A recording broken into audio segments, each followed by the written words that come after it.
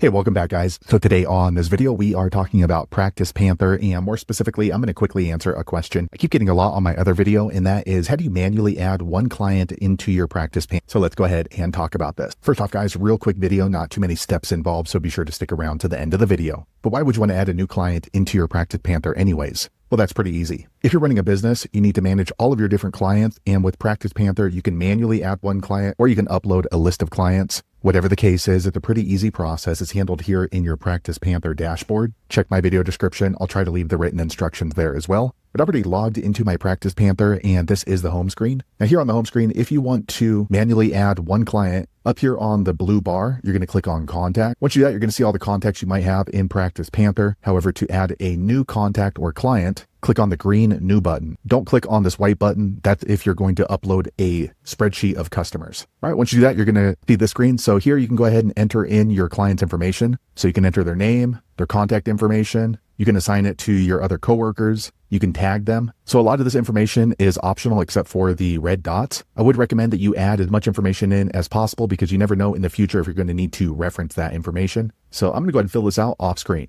Okay, once you've entered in your client information, you want to click on this green save button here. A quick second later, the page refreshes into the client details here. So you can always come back in here and reference and add in more information. You can see this menu for this one particular client here at the top. So there you have it, guys. If you're wondering how to manually add one client or contact into your PracticePanther, that's the easiest way I know how to do it. If you know an easier way, be sure to leave a comment below. Let the rest of us know how you did it. Hopefully you found that video useful. If so, click thumbs up or maybe consider subscribing to my channel, and I hope to see you on the next video. Thanks again for watching.